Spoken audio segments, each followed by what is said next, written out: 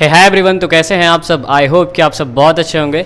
तो गाइज आज के लेक्चर में हम लोग वेक्टर कंप्लीट करेंगे, जो कि बहुत इंपॉर्टेंट है आपके लिए, अगर आप 11th में हो और अगर आप 12th में हो तो भी, क्योंकि वेक्टर जो होता है फिजिक्स में बहुत ही इंपॉर्टेंट रखता है। और यहाँ पे मैं सारा केस और सारा कॉन्सेप्ट क्लियर करूँगा वेक्टर का, तो काफ़ी इंपॉर्टेंट वीडियो होगा आपके लिए। तो इस वीडियो को लास्ट तक देखना, क्योंकि गाइज यहाँ पे मैराथन कंप्लीट करेंगे पूरा वेक्टर का। तो चलिए स्टार्ट करते हैं इस वीडियो को।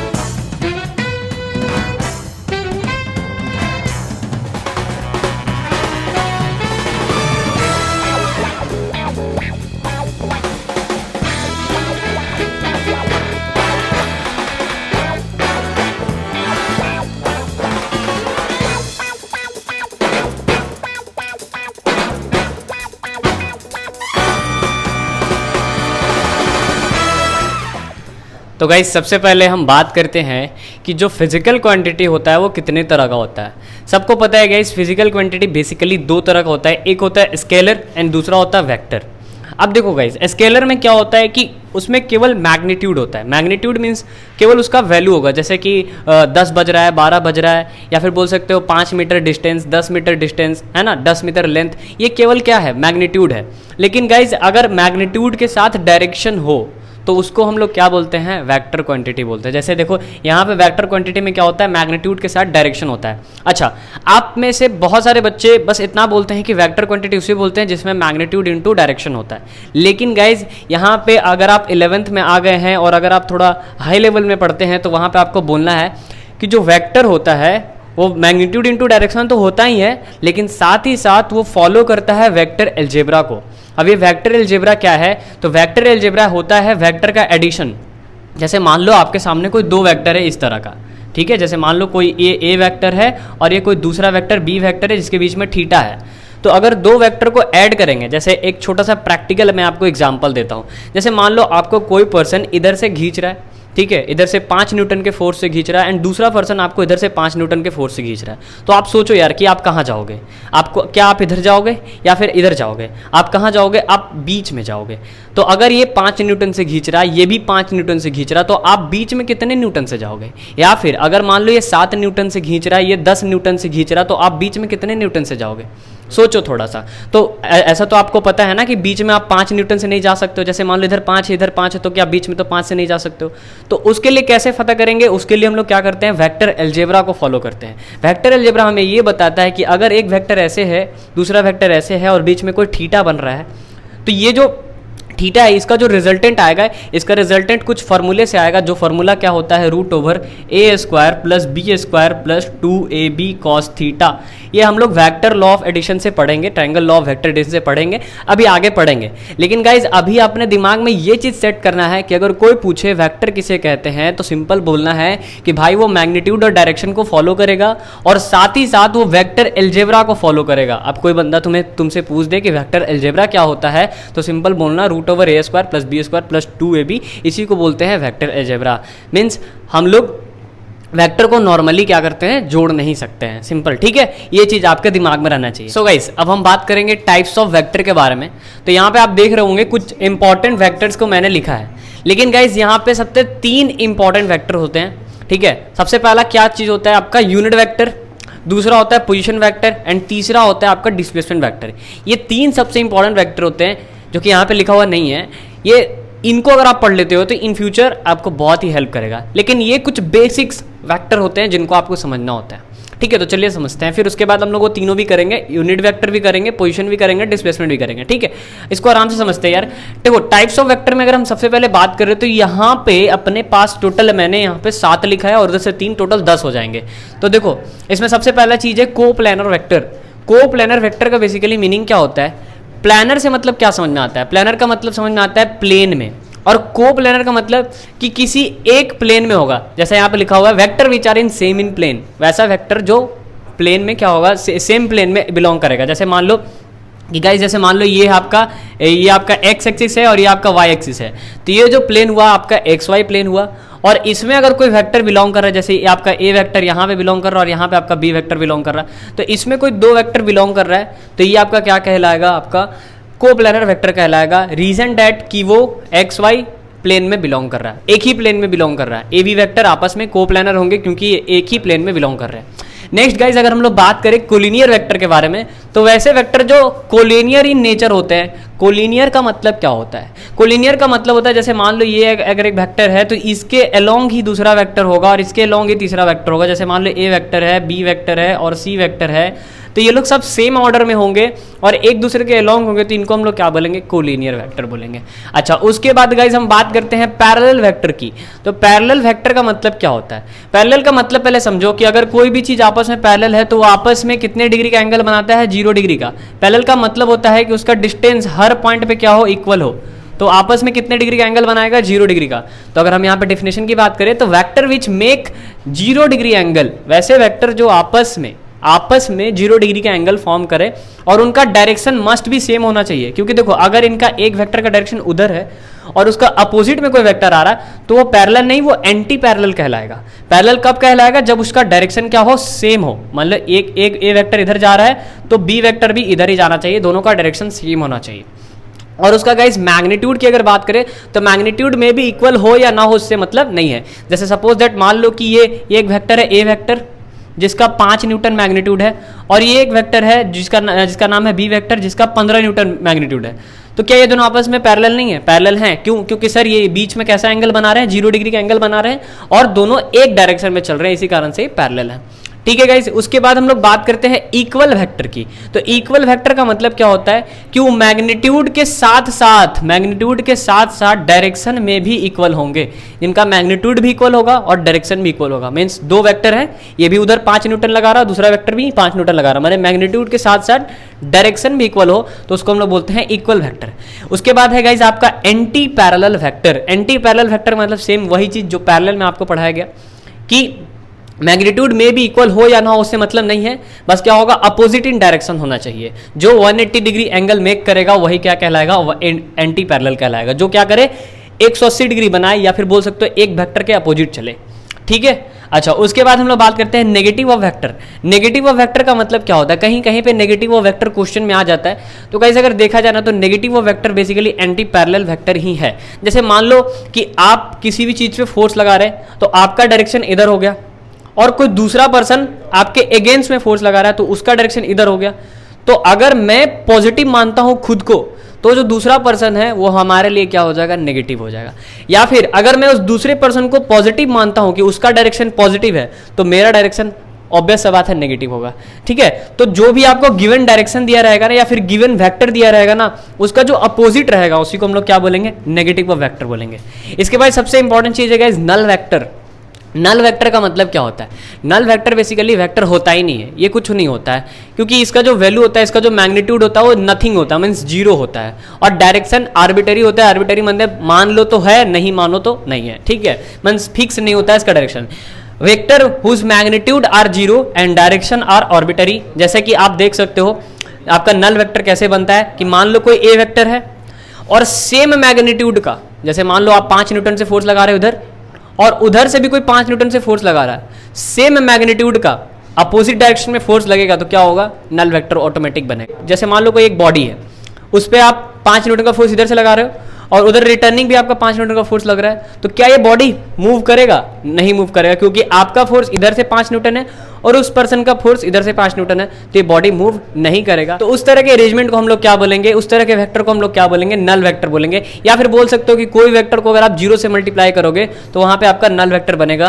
और गाइस इसका सिंबल का बात करें तो इसका सिंबल एकदम छोटा सा डॉट में होता है। जैसे यहाँ देख रहे हो आप, एक छोटा सा डॉट है ना, ये डॉट इसका सिंबल होता है। कभी कभी क्वेश्चन आता है कि नल वेक्टर को किससे दिखाते हैं, तो नल वेक्टर को इससे नहीं दिखाते, सिंबल इसका ये होता है। ठीक है गाइज, अब हम लोग मूव करते हैं unit vector, position vector and displacement vector पे, जो कि हद इंपॉर्टेंट है आपके लिए। तो गाइज अब हम देख रहे होंगे सबसे इंपॉर्टेंट यूनिट वेक्टर और पोजीशन वेक्टर को इसके बाद वाले स्लाइड में मैं आपको डिस्प्लेसमेंट वेक्टर भी दिखाऊंगा।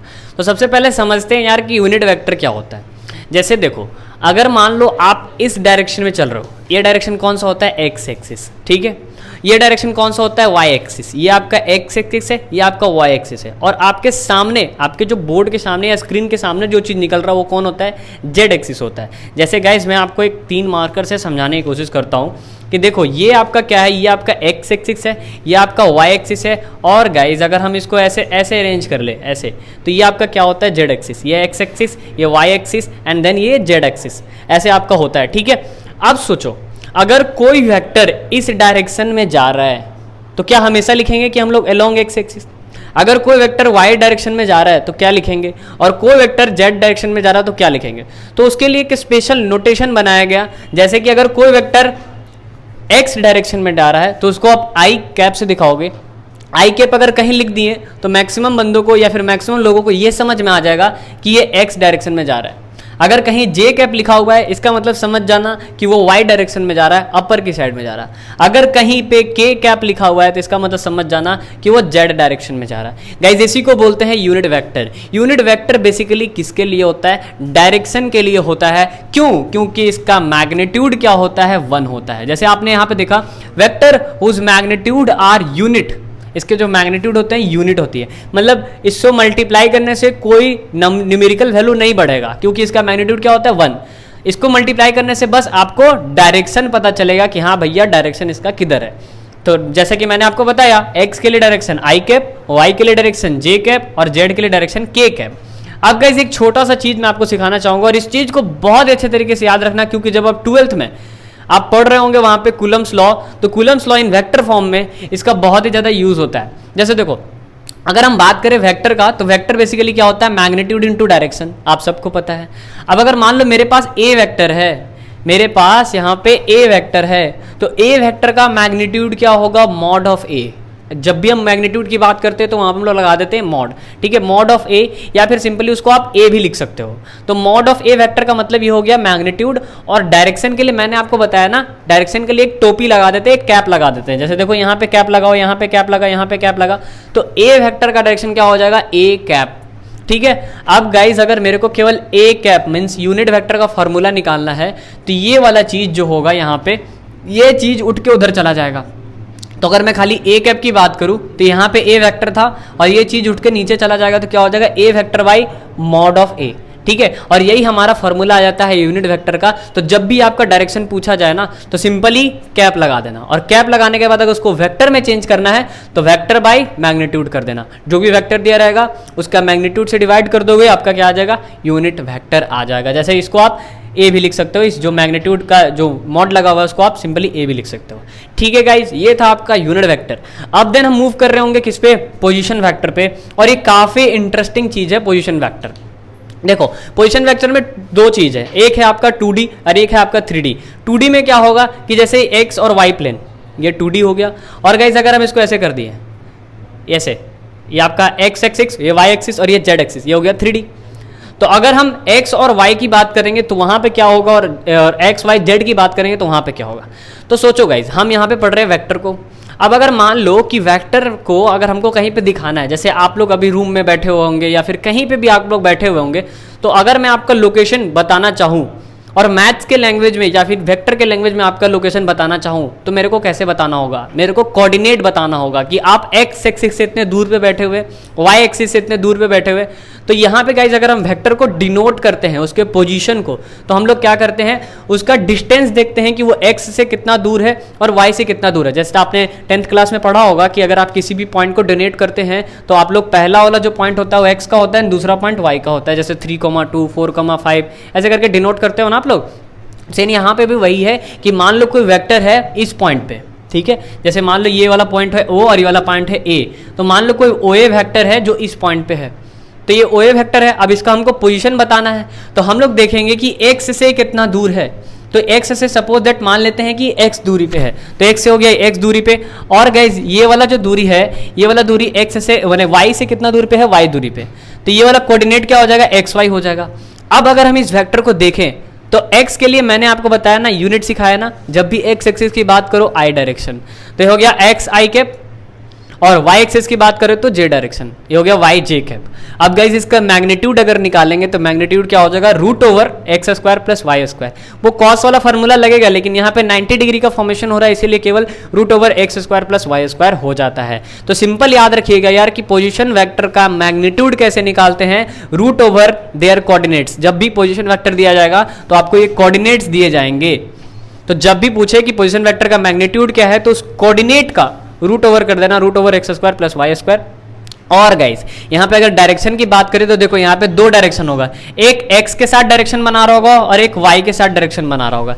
तो जो x के साथ डायरेक्शन बना रहा होगा वो अल्फा बनाता है, और जो y के साथ डायरेक्शन बनाता है वो बीटा बनाता है, क्योंकि गाइस एंगल ही हमें बेसिकली बताता है कि वो किस डायरेक्शन में चल रहा है। जैसे मान लो कि अगर वो 30 डिग्री टिल्टेड है तो उसका डायरेक्शन ऐसा है, अगर वो 60 डिग्री टिल्टेड है तो उसका डायरेक्शन ऐसा है, अगर वो 90 है तो उसका डायरेक्शन ऐसा है, ठीक है। तो एंगल बेसिकली हमें डायरेक्शन बताता है। तो अगर हम बात करें एंगल विथ एक्स एक्सिस तो क्या होगा, cos alpha x by are.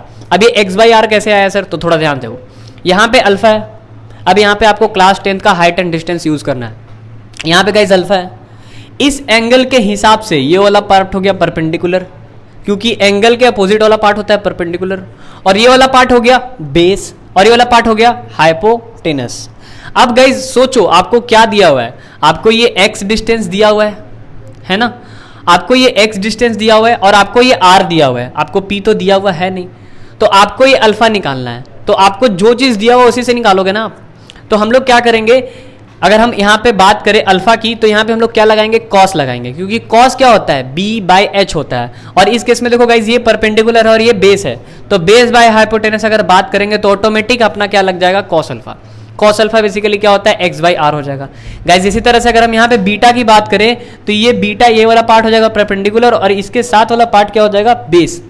तो इस ये दिया हुआ है और ये निकालना है, तो इन दोनों के बीच का रिलेशन कौन होगा, बीटा, और ये दोनों का बीच का रिलेशन कौन देगा, कॉस देगा। तो कॉस बीटा क्या हो जाएगा, y बाय आर हो जाएगा। अब गाइस हम लोग देखेंगे कि 3D में ये चीज क्या होता है। तो अगर आपको 2D समझ में आ गया तो ठीक, नहीं समझ में आए एक बार और अच्छे से स्किप करके देखो, पीछे जाके देखो, आपको समझ में आ जाएगा।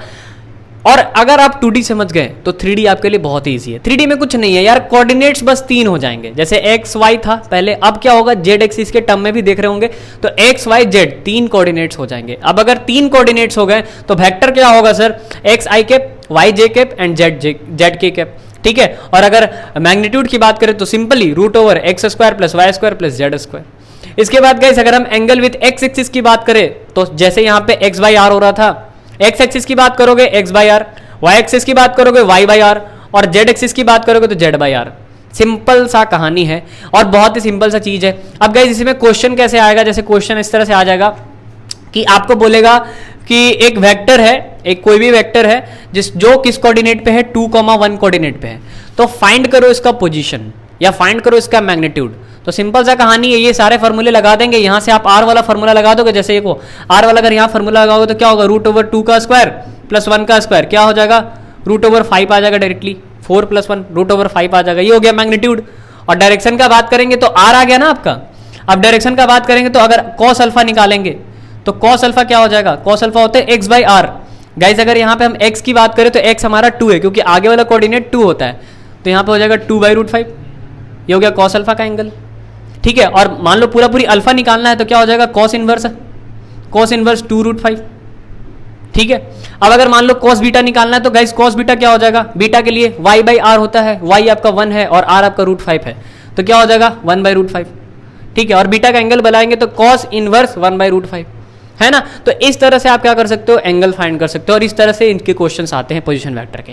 गाइज अगर आपने पोजीशन वेक्टर समझ लिया तो देन अब हम लोग मूव करेंगे डिस्प्लेसमेंट वेक्टर पे, और काफी इंपॉर्टेंट है वो आपके लिए। तो गाइज अब हम लोग देख रहे होंगे डिस्प्लेसमेंट वेक्टर को। डिस्प्लेसमेंट वेक्टर बेसिकली होता क्या है, सबसे पहले समझो डिस्प्लेसमेंट क्या होता है। डिस्प्लेसमेंट का मतलब होता है कि कोई भी फाइनल चीज को इनिशियल से जब माइनस करते हैं, है ना, चाहे फाइनल फोर्स हो, चाहे फाइनल वेलोसिटी हो, चाहे फाइनल एक्सेलरेशन हो, किसी भी फाइनल चीज को जब हम इनिशियल से माइनस करते हैं तो वो जो चीज आता है वो बेसिकली डिस्प्लेसमेंट आता है। यहाँ पे बेसिकली हम लोग वेक्टर की बात कर रहे हैं तो हम लोग क्या बोलेंगे कि जो फाइनल वेक्टर है, फाइनल पोजीशन वेक्टर है, उसको इनिशियल पोजीशन वेक्टर से माइनस करेंगे तो आपका क्या आ जाएगा, डिस्प्लेसमेंट आ जाएगा। जैसे इसको समझते हैं, जैसे मान लो अपने पास दो वेक्टर है, एक वेक्टर है OA जिसका पोजीशन आपको दिखाया गया है x1 y1 और z1 से, और दूसरा वेक्टर है OB, जिसका पोजीशन आपको दिखाया है x2, y2 और z2 से, जो कि मैंने आपको बताया कि पोजीशन कैसे दिखाते हैं और 3D के केस में मैं बता रहा हूं, ठीक है। तो इसका मान लेते हैं कि जो वेक्टर है इसको हम R1 वेक्टर बोलते हैं और इस वेक्टर को हम कौन सा वेक्टर बोलते हैं, R2 वेक्टर बोलते हैं। इतना क्लियर है गाइस। अब हम क्या करेंगे, हमको ये निकालना है, ये जो डिस्प्लेसमेंट हो रहा है ना, हमको ये डिस्प्लेसमेंट निकालना है कि ये कितना डिस्प्लेस किया, मीन्स हमको ए भी निकालना है। तो अब हम यहाँ पे लगाएंगे triangle law of vector addition. अब आप सब में से मैक्सिमम बच्चों को, सर आपने ट्रायंगल लॉ तो पढ़ाया नहीं और आप ट्रायंगल लॉ यहाँ पे लगा रहे हैं तो इश्यू होगा। तो गाइज मैं यहाँ पे टाइप कवर कर रहा हूँ ट्रायंगल लॉ। अभी अभी आप बस थोड़ा सा समझ के चलो, थोड़ा सा समझ के चलो, थोड़ी देर बाद जस्ट इसके बाद वाले स्लाइड में हम लोग ट्रायंगल लॉ करेंगे, ठीक है। तो देखिए यहाँ पे अब जैसे देखो ट्रायंगल लॉ क्या कहता है। ट्रायंगल लॉ बेसिकली यही कहता है कि अगर दो वेक्टर है, समझ लो फिर नेक्स्ट स्लाइड में बताऊंगा मैं। ट्रायंगल लॉ बेसिकली ये कहता है कि दो वेक्टर अगर ट्रायंगल के दो साइड को दिखाता है तो जो ट्रायंगल का तीसरा साइड होगा वो दोनों वेक्टर का रिजल्टेंट होगा। जैसे मैं इसको थोड़ा सा प्रैक्टिकली आपको करके दिखाता हूं। जैसे मान लीजिए आपके सामने कोई दो वेक्टर है, जैसे यहां पे मैं करके थोड़ा सा दिखाता हूं कि मान लीजिए आपके सामने कोई दो वेक्टर है, एक वेक्टर ए वेक्टर है और दूसरा वेक्टर आपका क्या है, बी वेक्टर है। तो देखिए ये ट्रायंगल के दो साइड को दिखा रहा है ना। ट्रायंगल ये कहता है कि दो वेक्टर ट्रायंगल के दो साइड को दिखाए तो जो तीसरा साइड होगा इन दोनों वेक्टर का क्या होगा, रिजल्टेंट होगा। ये दिखाता है आपका कौन सा, ट्रायंगल लॉ। तो आप ध्यान से देखिए गाइज, यहाँ पे क्या है कि यहाँ पे आपको दो वेक्टर दिख रहा है, ये दोनों या फिर ये दोनों दो वेक्टर दिख रहे हैं। तो अगर हम बात करें OA प्लस AB दो वेक्टर है, तो दो वेक्टर अगर ट्रायंगल के दो साइड को दिखाते हैं तो तीसरा साइड रिजल्टेंट होगा। तो अगर हम बात करें guys R1 plus this vector के बारे में तो इसका रिजल्टेंट कौन होगा, R2 होगा। मीन्स यहां पे हम लोग क्या करेंगे, OA वेक्टर देख रहे हो आप, OA vector plus AB vector, ये ट्रायंगल के दो साइड हो रहे हैं ना, दो वेक्टर हो रहे हैं ना, OA vector plus AB vector, तो ये क्या देंगे, तीसरा साइड देंगे। तीसरा साइड कौन, OB देगा, ठीक है। अब गाइज हमको क्या फाइंड करना है, यहां से हमको AB फाइंड करना है। तो मैं AB को इधर रहने दूंगा और OA को इधर ले आऊंगा। और जब OA को इधर ले आऊंगा तो क्या होगा, OB माइनस OA, मीन्स इसको इससे घटा देना, OB को OA से घटा देना। अगर डिस्प्लेसमेंट आपको ऐसे भी नहीं समझ में आता तो सिंपल है, समझो कि जो भी वेक्टर देगा उसमें से फाइनल को इनिशियल से घटा देना, मीन्स OB वेक्टर को OA से घटा देना है। तो अगर देखते हैं हमारा OB वेक्टर क्या है तो हमारा R2 है और OA वेक्टर क्या है तो हमारा क्या है, R1 है। तो R2 माइनस R1 करेंगे। अब गाइज R2 वेक्टर को आप कैसे लिख सकते हो, मैंने वेक्टर लिखने का तरीका आपको सिखाया है, क्योंकि वेक्टर बेसिकली क्या होता है, मैग्नीट्यूड इनटू डायरेक्शन। अब R2 वेक्टर क्या होगा, x2 y2 z2 है, तो यहां पे लिखेंगे x2, x के लिए क्या डायरेक्शन लगाते हैं, x2 तो मैग्नीट्यूड हुआ ना, डायरेक्शन क्या होगा, i cap, y2 j cap, z2 k cap, ये डायरेक्शन हो गया। तो ये हम लिख लिए R2 वेक्टर को यहाँ पे। फिर गाइज यहाँ पे R1 वेक्टर को हम यहाँ पे लिख लेंगे x1 i cap, y2 sorry यहाँ पे y1 होगा, ठीक है। यहाँ पे क्या होगा आपका, y1 होगा, y1 j cap and z1 k cap, ठीक है गाइज, क्लियर है इतना। देन इसके बाद हम लोग क्या करना है, माइनस करना है। तो माइनस कैसे होगा, x2 माइनस x1, देख लो x वाले को एक साथ करेंगे, x2 माइनस x1 और दोनों का डायरेक्शन i कैप है तो दोनों का डायरेक्शन i कैप। फिर y2 माइनस y1 और दोनों का डायरेक्शन j कैप। फिर प्लस z2 माइनस z1, दोनों का डायरेक्शन क्या है, k कैप है। तो इस तरह से हम लोग क्या करते हैं, माइनस करके डिस्प्लेसमेंट वेक्टर निकालते हैं। और गाइस इस पे एक छोटा सा क्वेश्चन है, जैसे मान लो आपको दो वेक्टर दिया है कोऑर्डिनेट के टर्म में, a दिया है 3 2 1 और दूसरा दिया है b 1 3 4 और बोल रहा है इसका डिस्प्लेसमेंट वेक्टर निकालो। तो डिस्प्लेसमेंट वेक्टर क्या होगा, जो ab वेक्टर आएगा वो क्या होगा, x2 माइनस x1, x2 मेरा कौन है 1, x1 मेरा कौन है 3, तो 1 माइनस 3 यहाँ पे i कैप डायरेक्शन के लिए। फिर यहाँ पे होगा 3 माइनस 2 जे कैप, फिर यहाँ से 4 माइनस 1 के कैप। और जब माइनस करेंगे यार तो 1 माइनस 3 क्या हो जाएगा, माइनस 2 आई कैप, यहाँ पे हो जाएगा 3 माइनस 2 आई जे कैप और यहाँ पे 4 माइनस 1 3 के कैप। क्लियर है गाइज, यही है आपका क्या, डिस्प्लेसमेंट वेक्टर। और अभी हम लोग मूव कर रहे होंगे triangle law of vector addition पे। और डिस्प्लेसमेंट वेक्टर आपको थोड़ा सा ये चीज नहीं समझ में आया है तो जब ट्रायंगल लॉ देख लोगे देन इसके बाद देखना, तो मैं गारंटी लेता हूं कि आपको समझ में आ जाएगा। तो चलिए मूव करते हैं triangle law of vector addition पे। तो देखो इसका जो डेफिनेशन वगैरह जो भी चीज़ है, ये पूरा जो भी मैराथन सेशन हो रहा है या फिर ये चैनल पे जो भी मैराथन सेशन होगा, इन सब का नोट्स हमारे टेलीग्राम ग्रुप में आपको मिल जाएगा। तो टेलीग्राम ग्रुप को ज्वाइन करना है, डिस्क्रिप्शन में लिंक दिया हुआ है और सिंपली आपको ऊपर जाकर देखना है, आपको वहाँ पे नोट्स अवेलेबल रहेगा पूरा डिटेल में, हैंड रिटन नोट्स। तो गाइज ये जो ट्रायंगल लॉ होता क्या है, इसका पूरा नोट्स आपको मिल जाएगा लिखा हुआ कि एक्चुअली में ट्रायंगल लॉ क्या है। लेकिन अभी फिलहाल समझते हैं कि ट्रायंगल लॉ क्या है। देखो सिंपली समझना है, एकदम एक लैंग्वेज में समझना है कि अगर दो वेक्टर ट्रायंगल के दो साइड को रिप्रेजेंट करें, सिंपल, अगर दो वेक्टर ट्रायंगल के दो साइड को रिप्रेजेंट करें सेम ऑर्डर में, तो जो तीसरा साइड होगा वो उसका क्या होगा, उन दोनों वेक्टर का रिजल्टेंट होगा। सेम ऑर्डर का मतलब क्या होता है कि अगर ये आपका ऐसे यहाँ पे एक एरो है तो यहाँ पे आपका क्या होना चाहिए, एक टेल होना चाहिए। जैसे देखो आप यहाँ पे अगर एक हेड आपको दिख रहा है ना, यहाँ पे एक हेड दिख रहा है तो यहाँ पे एक टेल होना चाहिए, इसी को बोलते हैं हम लोग सेम ऑर्डर। ठीक है गाइज, अब थोड़ा ध्यान से समझना, ट्रायंगल लॉ को करने से पहले आपको कुछ एक की पॉइंट्स आपको पता होना चाहिए। की पॉइंट्स क्या होता है, जैसे कि देखो सबसे पहला चीज आपको ये पता होना चाहिए कि जब भी हम लोग वेक्टर को रिजॉल्व करते हैं या फिर वेक्टर का अलजेब्रा लगाते हैं तो वहां पे वेक्टर का एंगल देखते हैं। और वेक्टर का एंगल ऐसे नहीं कि जैसे मान लीजिए एक वेक्टर ऐसे जा रहा है और दूसरा वेक्टर ऐसे जा रहा है तो एंगल ये नहीं होगा, एंगल ये वाला नहीं होगा, ये सेम ऑर्डर में है बट इसका एंगल ये वाला नहीं होगा। एंगल कौन होगा, एंगल ये वाला पार्ट होगा। ठीक है, एंगल ये वाला पार्ट होगा। थीटा आपका ये नहीं होगा, ये आपका थीटा होगा। सर इसके पीछे रीजन क्या है, रीजन ये होता है कि जब भी आप वेक्टर का एंगल देखते हैं तो या तो वो टेल टू टेल होना चाहिए या तो वो हेड टू हेड होना चाहिए, तभी आप वहां पे थीटा लगा सकते हैं, तभी आप वहां पे एंगल लगा सकते हैं। अगर एक टेल देखो यहाँ पे एक हेड है और एक टेल है तो ये वाला थीटा आपका नहीं होगा, थीटा आपका कौन होगा, ये वाला होगा। ठीक है, ये चीज आपको समझना है, पहला चीज। और दूसरा चीज, जब भी आप triangle law of vector addition करो तो वहां पे आप 90 डिग्री बनाने की कोशिश करो।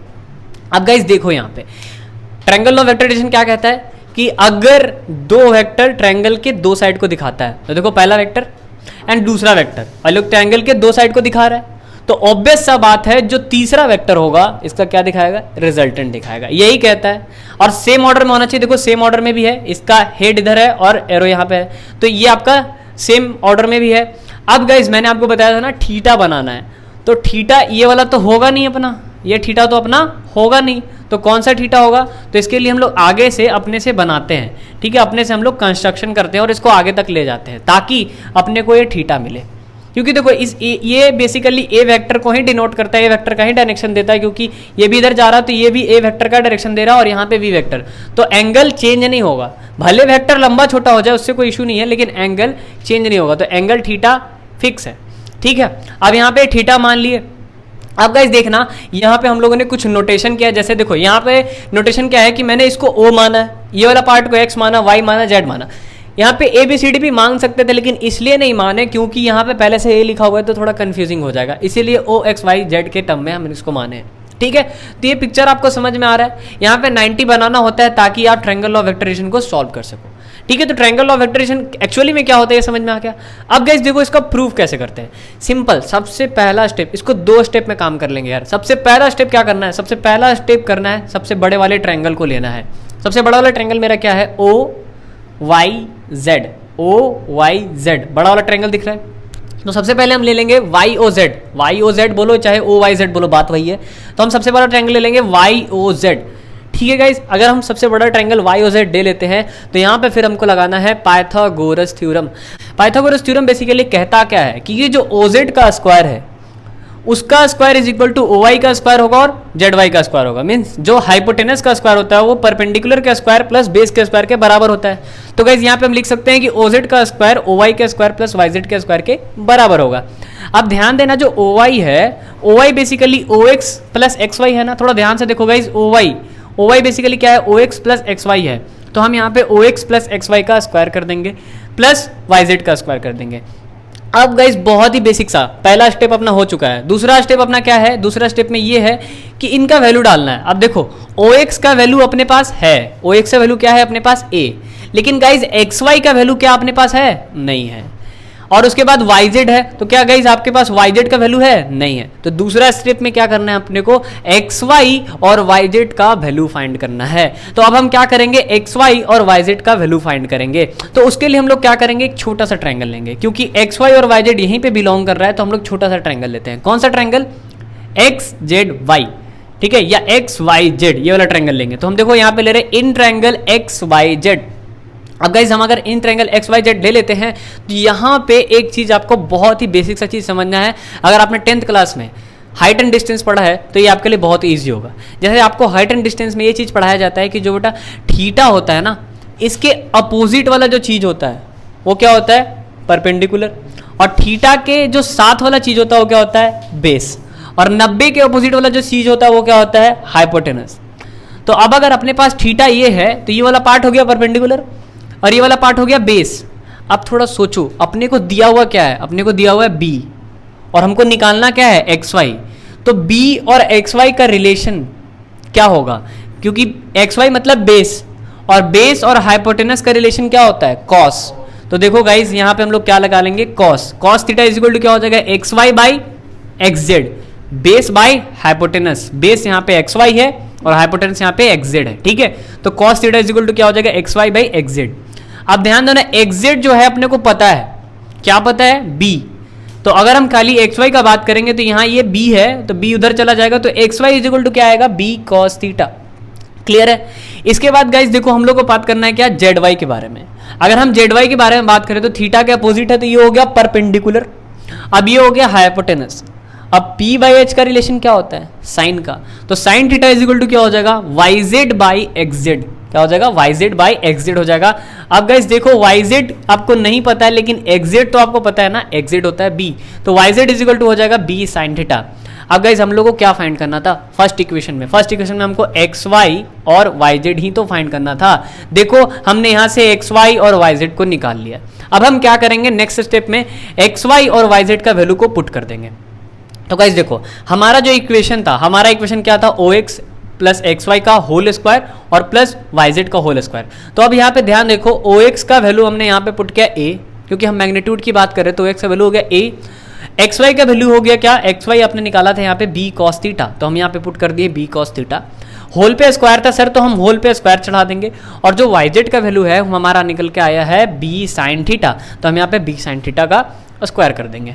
अब गाइस इसको आराम से तोड़ो यार, ये ए प्लस बी का होल स्क्वायर का फॉर्मूला है, तो लगाते हैं ए स्क्वायर प्लस बी स्क्वायर, है ना, बी स्क्वायर। अब देखो बी पूरा ये है, बी कॉस थीटा पूरा है, तो बी स्क्वायर में क्या हो जाएगा, b square cos square theta, ठीक है। और प्लस में क्या होता है 2ab, तो 2a और b, मेरा b पूरा b cos थीटा है तो 2ab हो गया। ये सिंपली हम लोग इसका फॉर्मूला लगाए हैं, और नीचे यहाँ जो चीज़ था इस चीज़ को वैसे लिख दिए b square sine square theta.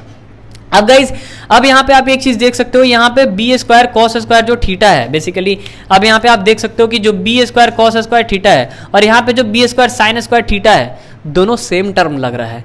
अगर हम ये दोनों को कॉमन ले या दोनों को एक जगह लिखे तो क्या होगा, उसमें से बी स्क्वायर कॉमन हो जाएगा, यहाँ पे सॉरी ये बी स्क्वायर अगर हम यहाँ से बात करें तो बी स्क्वायर क्या हो जाएगा आपका, कॉमन हो जाएगा, और cos square theta plus sign square theta basically क्या हो जाएगा गाइज, 1 हो जाएगा।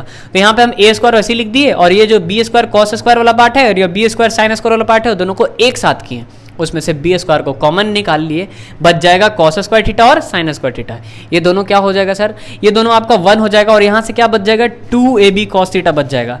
तो यहाँ पे 2ab cos थीटा लिख दिए। अब गाइज इसको फ्रेश तरीके से अगर हम लोग यहाँ पे लिखेंगे तो क्या आएगा अपने सामने, r इज इक्वल टू, यहाँ पे स्क्वायर आ रहा था तो r इज इक्वल टू क्या हो जाएगा, root over a square plus B square plus 2ab cos theta. और यही आपका क्या होता है, वेक्टर अलजेब्रा, जो मैंने आपको स्टार्टिंग में बताया था, जो आपने ट्रायंगल लॉ से प्रूव किया। तो ये था मैग्नीट्यूड। अब हम लोग बात करेंगे गाइस डायरेक्शन के बारे में कि यार इसका डायरेक्शन क्या होगा। तो डायरेक्शन को समझने से पहले थोड़ा आप प्रैक्टिकल हो जाओ, थोड़ा प्रैक्टिकल क्या हो जाओ। जैसे सपोज दैट आपको कोई पर्सन ऐसे खींच रहा है, इधर से कोई पर्सन फोर्स लगा रहा है, और कोई दूसरा पर्सन तुम्हारे तरफ ऐसे फोर्स लगा रहा है। एक पर्सन इधर लगा रहा है और एक पर्सन ऐसे लगा रहा है, तुम कहाँ जाओगे, तुम प्रैक्टिकली सोचो यार, तुम कहाँ जाओगे, तुम ऐसे बीच में जाओगे ना, तुम्हारा नेट ये बीच वाला होगा ना। अगर कोई पर्सन ऐसे खींच रहा और कोई पर्सन ऐसे खींच रहा तो तुम्हारा नेट ये वाला होगा।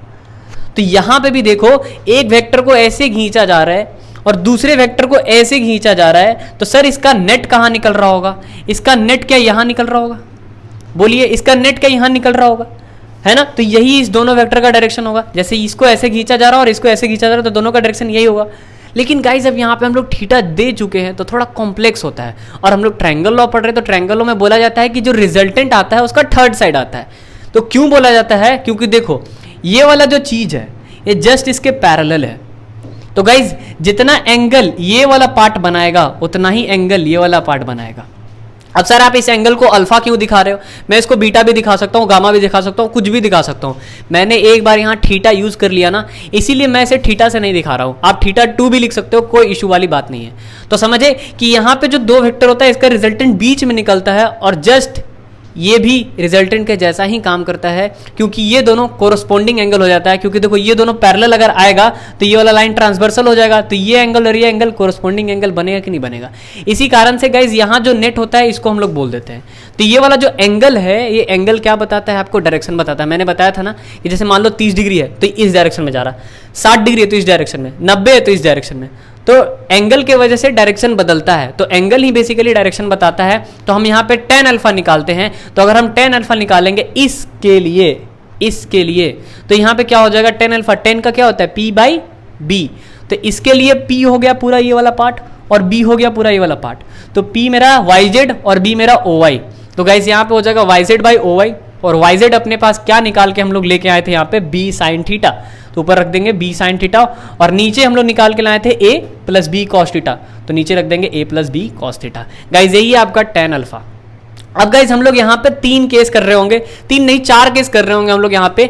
जब हमारा थीटा 0 होगा, जब हमारा थीटा 90 होगा, और जब हमारा थीटा 180 होगा। तो जैसे कि मैंने आपको 0 वाला यहाँ पे करा के दिखाया, फॉर्मूला आपका ऐसा। 0 में क्या होगा गाइज? जैसे आपको ये वेक्टर, एक वेक्टर ऐसे, दूसरा वेक्टर ऐसे, 0 में क्या हो जाएगा ना? 0 में आपका वेक्टर ऐसा हो जाएगा, ए वेक्टर ऐसे और बी वेक्टर भी ऐसे। इनके बीच में कैसे लगेगा वेक्टर लॉ ऑफ एडिशन? तुम ही सोचो, थोड़ा प्रैक्टिकली सोचो, देन इसको मैं बताऊंगा। अगर मान लो कोई पर्सन 5 न्यूटन इधर फोर्स लगाता है, कोई दूसरा पर्सन आया वो भी 5 न्यूटन फोर्स लगाएगा, तो क्या तुम यहाँ पे बोलोगे वेक्टर लॉ एडिशन लगाओगे? तुम डायरेक्ट बोलोगे सर जो नेट फोर्स आएगा वो 10 न्यूटन का होगा। बोलोगे कि नहीं बोलोगे? क्या तुमने यहाँ पे वेक्टर लॉ लगाया? नहीं लगाया, लेकिन एजम्पशन खुद से देख के बोल देते यार कि यहाँ 5 न्यूटन ऐसे लग रहा है सर। किसी भी बॉडी पे अगर हम 5 न्यूटन लगा रहे हैं और फिर से इधर से 5 न्यूटन लगाते हैं तो ऑब्वियस सा बात है यार उस पर कितना लगेगा? 10 न्यूटन लगेगा। क्या आपको वेक्टर लॉ पढ़ाया गया? नहीं, लेकिन फिर भी आपने बोला ना। अब यहाँ पे देखो कि एक्चुअली में वो क्यों आता है 10 न्यूटन, वेक्टर लॉ लगता है। देखो कैसे, देखो आर का फॉर्मूला क्या होता है? √a² + b² + 2ab cos theta. ठीक है, थीटा अपना कितना हो चुका है? 0 डिग्री। ए और बी का थीटा कितना हो चुका है? 0 डिग्री। तो हम यहाँ अगर 0 रखेंगे तो cos 0 का वैल्यू कितना होता है? 1। अगर गाइस cos 0 का वैल्यू 1 हो गया तो ये हो गया a² + b² + 2ab। a² + b² + 2ab क्या होता है? a + b का होल स्क्वायर होता है। तो यहाँ पे a + b का होल स्क्वायर हो गया। अब ये गाइस जो स्क्वायर है ये रूट से कट जाएगा। अब अगर ये रूट से कट गया तो r = क्या आ गया? a + b। इसीलिए गाइस अगर a 5 न्यूटन से जा रहा है, b भी 5 न्यूटन जा रहा है, तो सिंपली क्या कर दो? जोड़ दो, अगर वो सेम डायरेक्शन में है तो। और सेम डायरेक्शन में कब होता है? जब 0 डिग्री मेक करता है। पैरेलल कब होता है? जब 0 डिग्री मेक करता है। अब गाइस डायरेक्शन की बात करें तो इसका डायरेक्शन होगा क्या? कुछ डायरेक्शन कुछ नहीं होगा। जिधर आपका वेक्टर भाग रहा है ना उधर ही आपका क्या होगा? डायरेक्शन होगा। देखो डायरेक्शन की बात करो तो tan अल्फा क्या हो जाएगा? b sin theta sin 0 degree by a + b cos 0 degree. यार sin 0 डिग्री क्या होता है? 0 होता है। अगर ऊपर ही 0 हो गया तो नीचे कुछ भी रहे कोई इशू वाली बात है ही नहीं, पूरा का पार्ट 0 हो जाएगा।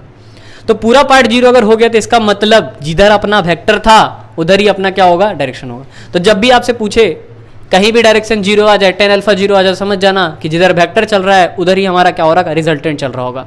ठीक है गाइज, ये क्लियर है। अब हम लोग बात करेंगे कि थीटा अपना 90 होगा तो क्या होगा, थीटा 180 होगा तो क्या होगा, और एक सबसे इंपॉर्टेंट केस जब दोनों वेक्टर इक्वल होगा तब क्या होगा। ठीक है, तो चलिए आगे मूव करते हैं। नेक्स्ट स्लाइड में देखते हैं कि इसके स्पेशल केसेस क्या क्या है। जैसे कि गाइस आप देख रहे हो केस 2 में क्या होता है? जब थीटा 90 डिग्री पे हो तो क्या होगा? तो देखो गाइस अगर थीटा 90 डिग्री पे है तो कुछ वेक्टर ऐसा होगा, ए वेक्टर ऐसे, बी वेक्टर ऐसे। अब तुम ही सोचो यार, अगर तुमको कोई ऐसे खींच रहा है, मतलब कोई ऊपर से ऐसे खींच रहा, ठीक है, और कोई ऐसे खींच रहा, तो कितना डिग्री बन रहा है? 90 डिग्री बन रहा है। अब इस 90 डिग्री में तुम्हारा रिजल्टेंट कहाँ होगा? तुम्हारा रिजल्टेंट बीच में होगा। ऑब्वियस सा बात है 45 डिग्री पे होगा। और अगर बीच में रिजल्टेंट निकलता है तो बेसिकली स्लोप होता है। जैसे देखो यहाँ पे कैसे, अगर हम बात करें रिजल्टेंट का मैग्नीट्यूड तो क्या होगा? √a² + b² + 2ab cos 90। Guys cos 90 का वैल्यू कितना होता है? 0। तो cos 90 का वैल्यू हो गया 0, तो ये पूरा पार्ट हो गया 0, तो बचेगा क्या? √a² + b²। सिंपली यहाँ से आपका ये हो गया मैग्नीट्यूड। लेकिन गाइस अगर हम डायरेक्शन की बात करें तो डायरेक्शन में क्या होगा? b sin, मैंने बताया था ना b sin theta by a + b cos theta, तो यहाँ हो जाएगा b sin 90 by a + b cos 90। अब गाइस देखो sin 90 का वैल्यू तो 1 हो गया, तो बचेगा ऊपर में b, एंड cos 90 का वैल्यू हो गया 0, तो बचेगा यहाँ पे a। तो b बाई a बेसिकली क्या देता है? b बाई a आपका स्लोप देता है।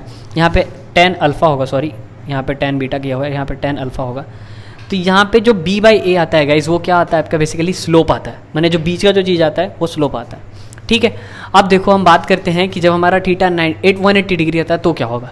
तो गाइस थीटा 180 डिग्री मतलब वेक्टर ए वेक्टर इधर जा रहा है और बी वेक्टर इधर आ रहा है, तो बीच का एंगल कितना बन रहा है, 180 डिग्री बन रहा है। अब गाइस इसमें अगर हम बात करें रिजल्टेंट का, तो A square plus B square plus 2ab cos 180 degree, cos 180 degree का वैल्यू कितना होता है, -1, यहाँ पे -1 पुट किया गया है।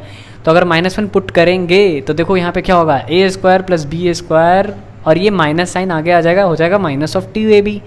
और गाइस -2ab का फार्मूला क्या होगा, ए माइनस बी का होल स्क्वायर होगा फार्मूला। अब तुम ही सोचो ना यार, थोड़ा प्रैक्टिकली सोचो, एकदम फील करो, प्रैक्टिकली सोचो। प्रैक्टिकली क्या सोचना है कि कोई पर्सन तुम्हें इधर से खींच रहा है 10 न्यूटन से एंड कोई पर्सन तुम्हें इधर से खींच रहा है 15 न्यूटन से, तो बताओ तुम किधर जाओगे, तुम इधर जाओगे ना।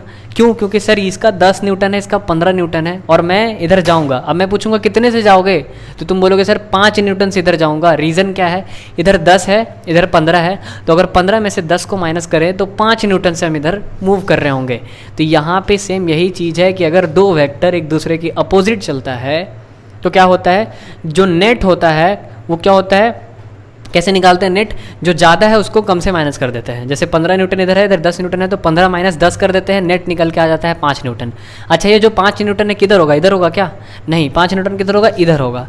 तो नेट जो आएगा, नेट वेक्टर जो आएगा वही आपका रिजल्टेंट वेक्टर का डायरेक्शन भी हो जाएगा। देखो कैसे, देखो फार्मूला क्या हो गया, 180 में यहाँ पे माइनस आ गया, यहाँ पे हो गया -2ab। और गाइस देखो a माइनस बी का होल स्क्वायर, यहाँ से स्क्वायर और ये रूट कट जाएगा तो क्या आ जाएगा, a माइनस बी आ जाएगा। मीन्स मान के चलते हैं कि a यहाँ पे क्या है, जो ज़्यादा फोर्स लगा रहा है और b जो कम फोर्स लगा रहा है। अब गाइस डायरेक्शन की अगर बात करें तो मैंने आपको बताया था जब भी डायरेक्शन 0 हो तो समझ लेना जिधर भी वेक्टर का डायरेक्शन है उधर ही रिजल्टेंट होगा। तो यहाँ पे अगर वेक्टर का डायरेक्शन देखें तो a ही निकलेगा, क्योंकि a जो है मेजर है, a जो है डोमिनेंट है, तो a का डायरेक्शन निकलेगा। तो ऑब्वियस सा बात है जो आपका रिजल्टेंट होगा उसका भी डायरेक्शन a ही होगा। क्यों, क्योंकि यहाँ पे b साइन 180 का वैल्यू ही हो जाता है गाइस 0। तो अगर ऊपर ही 0 हो गया तो नीचे का तो बात छोड़ ही दो, तो पूरा tan अल्फा क्या हो जाएगा, 0 हो जाएगा। ठीक है, अब हम लोग मूव कर रहे होंगे सबसे इम्पॉर्टेंट, बोल सकते हो इंपॉर्टेंट केस के बारे में। गाइस क्या है ये केस, इस केस में क्या होगा कि a वेक्टर और b वेक्टर दोनों ही इक्वल है। मीन्स ये वाला जो लग रहा है ना, ये वाला ए वेक्टर और ये वाला लग रहा है जो बी वेक्टर, ये दोनों इक्वल है। मीन्स ये भी 5 न्यूटन तो ये भी 5 न्यूटन, दोनों इक्वल है गाइज। अब अगर दोनों इक्वल है तो क्या होगा, अब ये दोनों इक्वल है तो इसमें भी दो केस, ये दोनों इक्वल है बट 0 में है, ये दोनों इक्वल है बट 90 में है, ये दोनों इक्वल है बट 180 में है, तो इसमें भी 3 केस बनेगा। लेकिन मैं सबसे पहले आपको सिखा रहा हूँ कि दोनों इक्वल रहेगा तो उसका फॉर्मूला क्या आएगा वो देखो। ठीक है, ये न्यूमेरिकल में बहुत ही सॉल्व करेगा, बहुत ही मतलब हेल्प करेगा आपका। ठीक है, तो देखो फार्मूला क्या है अपने पास, a square plus B square plus 2ab cos theta. Guys यहाँ पे a और b दोनों इक्वल है तो यहाँ पे हो जाएगा x square plus x square plus 2, a की जगह भी x, b की जगह भी x, तो 2x स्क्वायर कॉस थीटा। ठीक है गाइज, क्लियर है। तो ये दोनों को जोड़ेंगे तो ये हो गया 2x स्क्वायर और यहाँ पे 2x स्क्वायर कॉस थीटा था। गाइज यहाँ से अगर हम 2x स्क्वायर को कॉमन लेते हैं तो 2x स्क्वायर कॉमन लेंगे तो ये हो जाएगा, यहाँ से 1 बच जाएगा और यहाँ से कॉस थीटा बच जाएगा, तो ये हो जाएगा 1 प्लस कॉस थीटा। ठीक है, क्लियर है। अब ध्यान देना गाइज, 1 प्लस कॉस थीटा का फॉर्मूला होता है, आपने ट्रिग्नोमेट्री में पढ़ा है 2 कॉस स्क्वायर थीटा बाई 2। नहीं पढ़ा है, याद कर लो, बहुत इंपॉर्टेंट फॉर्मूला है, फिजिक्स में बार बार यूज होगा और बायो वालों तो एकदम रट लो।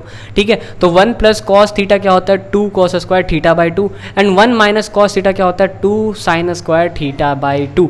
ठीक है, अब ये फार्मूला कैसे आता है ये अगर आपको नहीं पता है तो हमारे चैनल पे मैथ्स की भी फैकल्टी है और बहुत ही जल्द इस चीज़ को वो क्लियर करेंगे। ठीक है, अच्छा उसके बाद गाइज देखिए यहाँ पे अगर हम बात करें तो ये वाला पार्ट 2x स्क्वायर वाला तो यहाँ पे वैसे का वैसे ही रह गया। अब ये जो चीज़ है 1 प्लस कॉस थीटा, इसके जगह पे हम फार्मूला को उठा के यहाँ पे डाल दिए। अब यहाँ पे थोड़ा सा आप ध्यान दो यार, ये जो 2 है और ये जो 2 है, 2 इंटू 2 क्या हो जाएगा 4, यानी कि 2 का स्क्वायर। अच्छा x का स्क्वायर है ही ऑलरेडी और cos square theta by 2 means cos का भी स्क्वायर है ही, तो यहाँ से इस पूरे पे मैंने ये इसका भी स्क्वायर मिल गया, ये 2 का भी स्क्वायर मिल गया और कॉस का भी स्क्वायर मिल गया, इसीलिए पूरा चीज़ ये स्क्वायर पूरा चीज़ इस रूट से कट जाएगा। ठीक है, ठीक है गाइज, या फिर इसको आप एक स्टेप में और कर दूंगा, इन पूरे पे स्क्वायर चढ़ा दूंगा ये ऐसे रूट में, अब ये स्क्वायर और ये टूट कट जाता है। ठीक है, इस तरह से आपका आर निकल के आता है। ठीक है, क्लियर है। इसके बाद देखो हम लोग बात करेंगे tan अल्फा के बारे में। गाइस अगर हम tan अल्फा की बात करें तो क्या हो जाएगा, b sine theta by a plus b cos theta होता था, तो यहाँ हो जाएगा x sine theta by x plus x cos theta. अब यहाँ पे देखो x sine theta by x plus x, तो एक्स कॉमन आ जाएगा, 1 plus cos theta, 1 plus cos theta का फॉर्मूला यहाँ डालना है। अब गाइस देखो यहाँ पे इस चीज़ को ऐसे कर दिया गया, क्योंकि देखो एक्स एक्स यहाँ से कट गया, अभी साइन थीटा को मॉडिफाई किया गया है, ठीक है, क्योंकि साइन और कॉस में रहेगा तो लफड़ा करेगा, तो हम क्या करेंगे, साइन को मॉडिफाई करेंगे। साइन को कैसे मॉडिफाई करेंगे, आप सबको पता है जो साइन 2 थीटा है उसका फार्मूला क्या होता है, उसका फार्मूला होता है 2 sine theta into cos theta. Sine 2 theta का फार्मूला ये होता है। तो गाइज अगर हम यहाँ पे बात करें साइन थीटा का फार्मूला, तो क्या हो जाएगा, 2 sine theta by 2 into cos theta by 2। अब ये कैसे हुआ था, देखो अगर यहाँ 2 थीटा है तो यहाँ पे हाफ जा रहा है थीटा थीटा, अगर गाइस यहाँ पे थीटा हो जाएगा तो थीटा का आधा क्या हो जाएगा, थीटा बाई 2 थीटा बाई 2, ठीक है। तो यहाँ पे 2 साइन थीटा बाई 2, यहाँ पे कॉस थीटा बाई 2, तो यहाँ पे वही चीज़ लिख देंगे साइन थीटा के जगह पे 2 sine theta by 2 into cos theta by 2। अब गाइस देखो यहाँ से कॉस थीटा बाई 2 और इसका जो स्क्वायर है कट गया, तो बचा क्या अपने पास, 2 sine theta by 2 and cos theta by 2। तो बेसिकली अगर हम बात करें तो हमारा बचेगा tan alpha is equal to sine by cos क्या होता है, tan, 2 तो कैंसिल हो गया, तो tan थीटा बाई 2। तो मीन्स हमारा जो अल्फा आएगा वो किसके बराबर आएगा, थीटा बाई 2 के। तुम ही सोचो यार, अगर तुमको कोई 5 न्यूटन से इधर खींच रहा है और 5 न्यूटन से इधर खींच रहा है, तो तुम कहाँ जाओगे, तुम बीच में जाओगे ना। मीन्स जो तुम्हारा थीटा था वो थीटा क्या हो जाएगा, आधा हो जाएगा ना। तो अगर तुम्हारा थीटा 90 था तो 90 का आधा 45 हो जाएगा, अगर तुम्हारा 60 था तो उसका आधा 30 हो जाएगा। क्यों, क्योंकि तुमको इक्वली खींचा जा रहा है, इक्वली फोर्स लगाया जा रहा है। अब गाइज इस पे 3 केसेस हैं, एक जीरो के लिए, माने 2 वेक्टर है सेम है बट जीरो में है, 2 वेक्टर है सेम है बट 90 में है, 2 वेक्टर है बट सेम है बट 180 में है। तो इनके लिए 3 केसेस आपको करना है, ठीक है, आपको खुद से करना है, यहाँ पे मैं नहीं कराऊंगा क्योंकि मैंने आपको बता दिया। देन गाइज अब हम लोग पढ़ेंगे parallelogram law of vector addition को, polygon law of vector addition को, और सब्ट्रैक्शन ऑफ वेक्टर देखेंगे एंड मल्टीप्लिकेशन ऑफ वेक्टर देखेंगे। फिर उसके बाद आपका ये जो धाकड़ मैराथन चल रहा है ये कंप्लीट हो जाएगा।